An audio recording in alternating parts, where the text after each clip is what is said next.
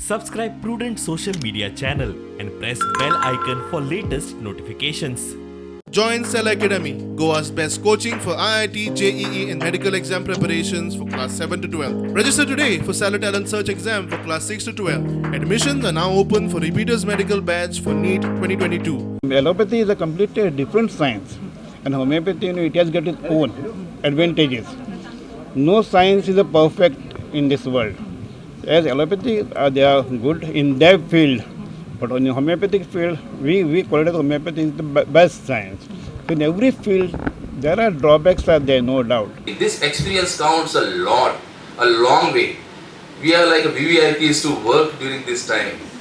It's like getting an experience of our 1947 whatever war.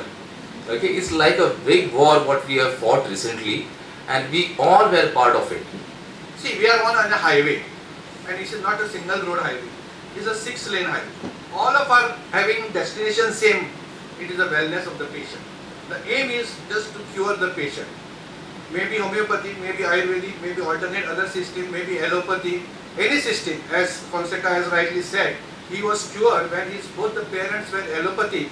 Dr. Rajan came on, and Rajan must have cured half the Pangimites and half the Bowens by now.